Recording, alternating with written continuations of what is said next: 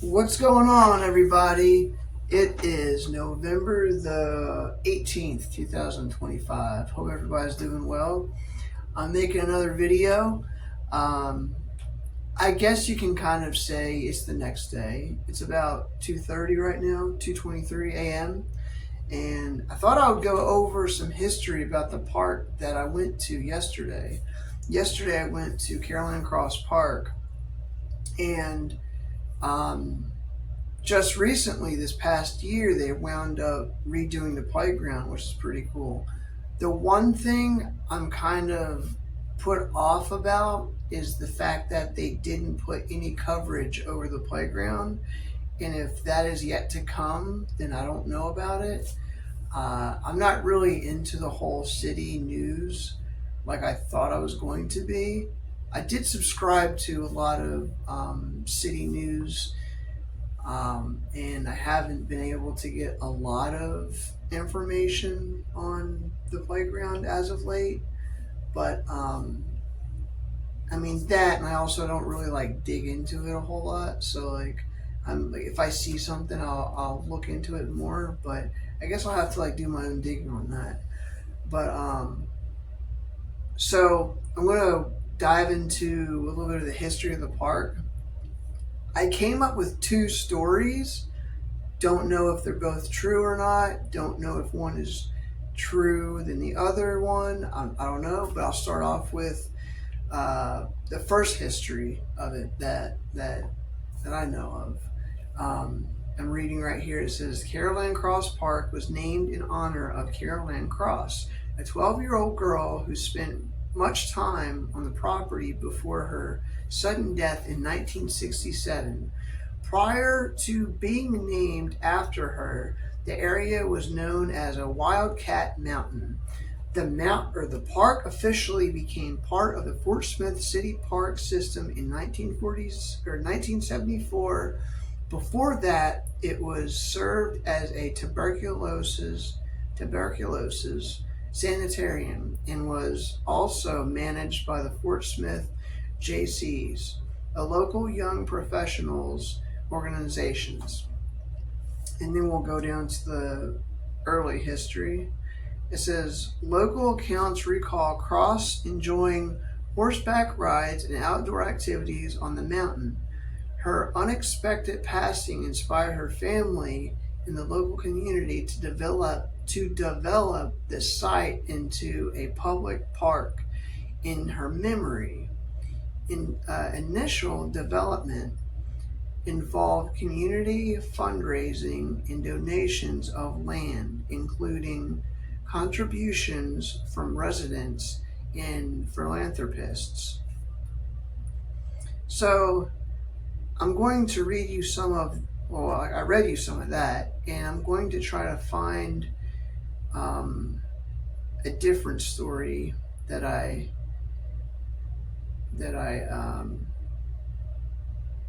found that was the first story I wound up reading about.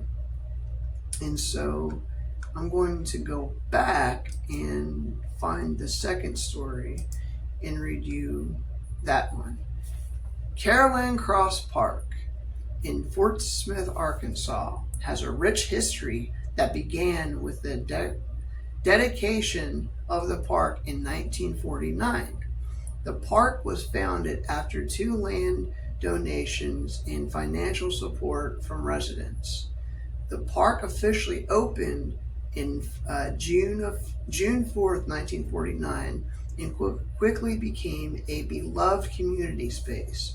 It was designed to be free to the public and free from the enrichment, making it a cherished part of Fort Smith community. The park's history is marked by its dedication to providing safe and enjoyable environment for all, including the inclusion of the miniature railroad and a new battery system for the electronic train. the park's commitment rather to the community and recreation has made it a significant landmark in Fort Smith's history. So I don't know. I mean, maybe this was before. Maybe someone put Caroline Cross Park on top of the other park, which is, wait, I can't think of the name of it. I'm drawing a blank. It's the one that has the train, Creekmore. It's probably talking about that one because I never heard of anything like this at Creekmore. The first story I read is more kind of convincing because I did hear stories in the past that there was a TB hospital set on that property at one time or around there. And I heard they would dump their waste into that lake there at one time. And this was like probably in the, I don't know, like back in the day. I'd probably say, let me go back and see. Let me see where it said. Oh, in the 60s probably. Yeah, in the 60s. Yeah, 60s, 70s. Okay. So, yeah, it says before it had served as a tuberculosis sanitarium, it was managed by Fort Smith. Let me see. So that was, I think it was in the 70s. So back then they wound up using that area probably. I mean maybe it was just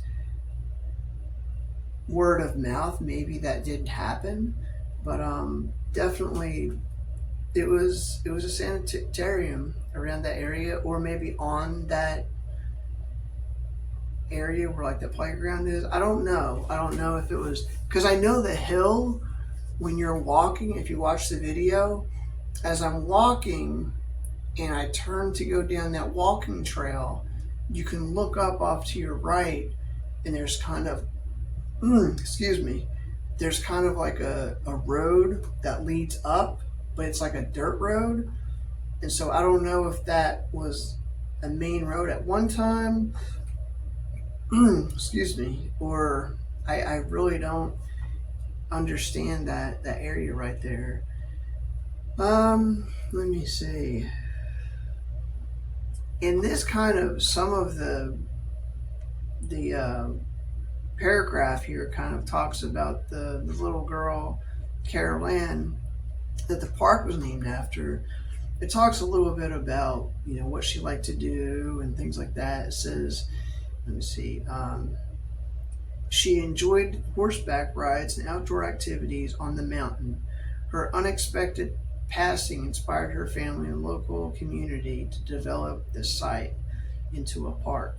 Okay, so I guess where the park was the sanitarium, and then they took that down and they developed it into a park. Let me see. Redevelopment and enrichments. The park underwent a significant $2.7 million revitalization project between 2006 and 2007. The additional land donations expanded the park to a total of 61 acres. Recent improvements includes an ADA accessible boardwalk and concrete trails, which enhances I'll get it right, accessibility, and provides scenic views of the Arkansas River in the park's nature areas. So that, what they were talking about, the kind of boardwalk area and the concrete trails, that was recently made, like last year. So that was pretty cool when they did that. But yeah, like the whole sanitarium being there, I can't find much about that, find much news about that. But yeah, like I think that's kind of cool that it was it was that before it was a park. It was kind of, just like the, if you imagine the amount of space that took up, I mean, like if I could find pictures and post it, that would be so cool of that, But if I could find pictures of like the playground and everything, like the new one and the old one, like the old before and after of what the playground is and was. I'll probably put those in this video. But I wanted to read you a little bit about that. So, let me see if there's any pictures. Let me see. There are a lot of pictures of the walking trail and what is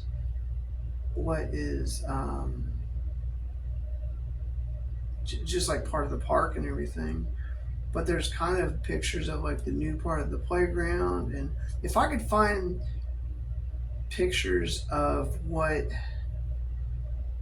it used to look like a before and after picture, I would definitely try to post it, and so then that way y'all be able to see, you guys be able to see that. But I'm gonna probably try to do like a Fort Smith history walk at one time, or at some time. I don't know when I'll be able to, when I get a chance. I know, let me see.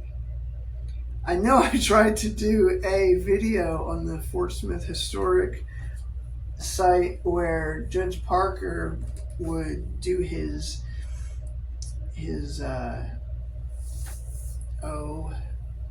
where the gallows were. That's what I'm trying to say.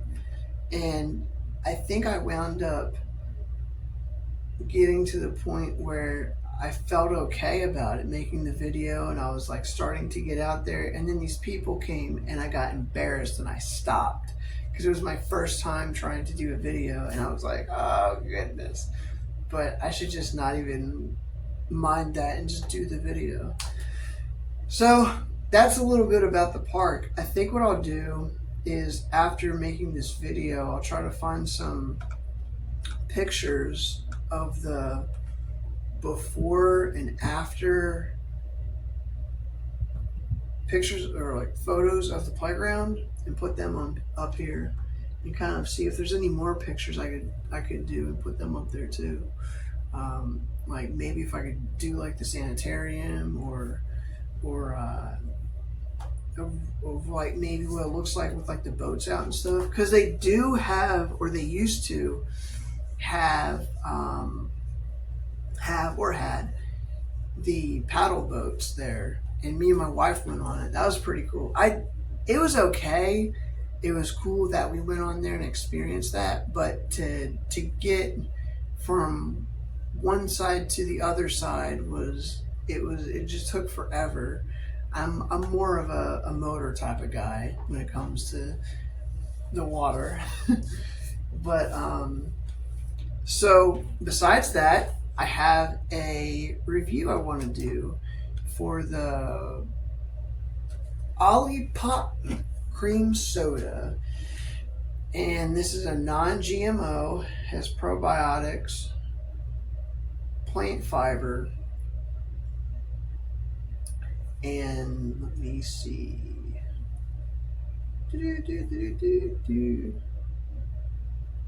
It's pretty good. I've had different kinds. They have, this morning when I bought I think it was like 4 or 5 different kinds. It was like old Coca-Cola, vintage Coca-Cola, or vintage cola, root beer, the cream soda. So this is what it looks like.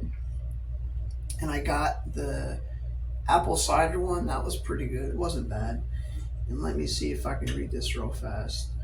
It says, Olipop combines the classic soda you know and love with probiotics, plant fibers, and botanicals to support your microbiome and digestive health. Finally, a refreshing soda that is actually good for you, better than spoofing off the sweet.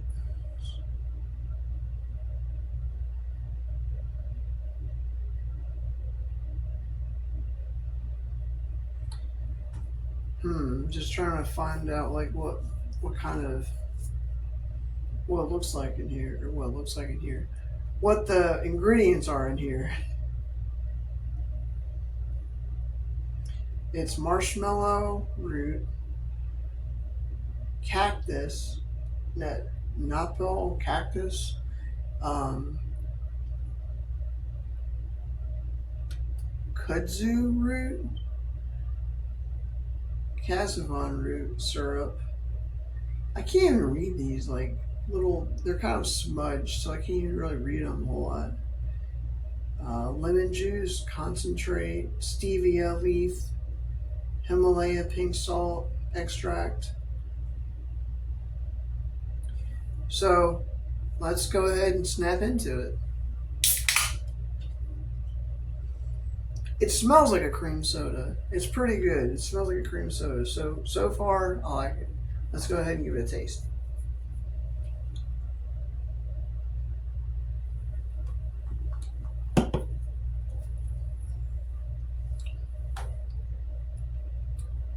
It's not bad. Definitely a cream soda. It has a butterscotch taste to it. I like it just because it has a butterscotch taste to it. And I'm a butterscotch type of guy. I have to slow down my speaking sometime because I'm from Philadelphia and now I'm down here in the South in like Arkansas, and it seems like whenever I talk or talk about something or say anything, my speech gets a little tangled up at times. So I speed up and I slow down, and I speed up and I stumble over my words. So I need to really work on that. But maybe at the end of this video, what I'll do is probably put those pictures of the park up there. But anyway, with this cream soda, here it is right here. I probably give it a 1 out of a 10, probably a 10. I would recommend you go out and try it and try to find out where you can find it. I bought this at Walmart, and so once you go down the Coke aisle, they're kind of like on a little shelf, kind of like between the top shelf and the bottom shelf. They're kind of in like the second shelf, and so they were. I want to say there was like 6 different kinds, and then they had the other brands on the bottom, but I got the Olippops because I like them, so I wanted to try all of them. So I think they're like $1 and some change, and I wound up getting like, like I said, between 5 to 6 to 7 of them. And I was like, I'm gonna try all of them. But I can't remember the other flavors because I know they have this kind, root beer, vintage cola, which is pretty good. The root beer, no, I said the root beer. Apple cider, ginger ale, and there's a few other flavors.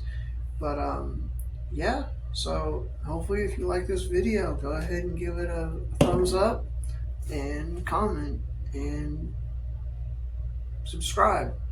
Sorry, I was trying to figure out what else to say about it. Well, what to do. But all right, I'm gonna stop blabbing. It's almost 20 minutes of me just yakking. But I hope you guys enjoy the video, and hope you guys are doing well. I hope your week is going pretty well. I know mine is. So, all right, guys. I love y'all. Y'all take care, all right? All right. Deuces.